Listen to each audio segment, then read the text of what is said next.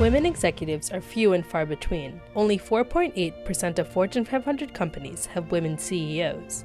Only 16.9% of Fortune 500 board seats are held by women in 2014. This lack of women executives can be attributed to many causes, such as the maternal wall and the unconscious biases of their peers. One of the largest reasons for the lack of female executives is the continual dilemma between being liked and respected. Women who reach the top will be accomplished, but not fully accepted or liked, making the journey to the top much less desirable. In her TED Talk, Sheryl Sandberg spoke about how success and likability are negatively correlated for women, yet positively correlated for men.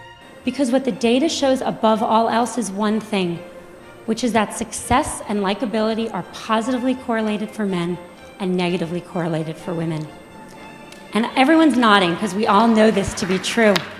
There's a famous Harvard Business School study on a woman named Heidi Roizen, and she's an operator in a in a company in Silicon Valley, and she uses her contacts to become a very successful venture capitalist. In 2002, not so long ago, a professor who was then at Columbia University took that case and made it Heidi Roizen. And he gave that case out, both of them, to two groups of students. He changed exactly one word, Heidi to Howard, but that one word made a really big difference. He then surveyed the students, and the good news was the students, both men and women, thought Heidi and Howard were equally competent, and that's good.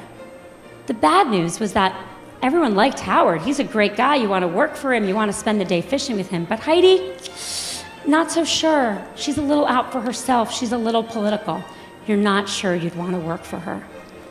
This is the complication. In this way, women executives are experiencing a double bind, where their actions are constantly seen through a negative glass, without any better option. If they act firm, their actions are perceived as bossy. Yet if they act more leniently, they are deemed too soft for leadership.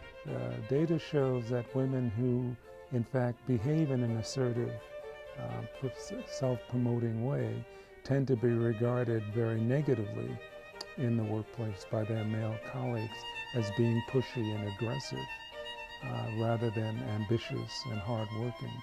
And so women are sort of in a double bind, right? If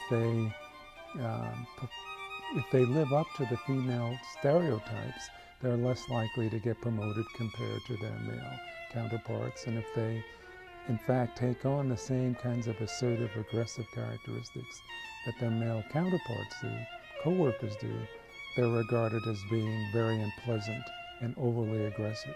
The future for women in the workforce is brightening every day, with the support of new companies and organizations, such as equal pay negotiations and Boston's 100% Talent Initiative. All women in the workforce need now is the open-mindedness of society, allowing them to be both successful and liked. As said by Katie Knox, a Bank of America executive, I get very excited when I look ahead to the next couple of decades in business. The best companies will be those whose rising leaders are more diverse, more conscious of the ways we're all connected around the world, and more likely to recognize opportunities that others might overlook. This is Gayatri Sundar Rajan reporting for Arlington Public News.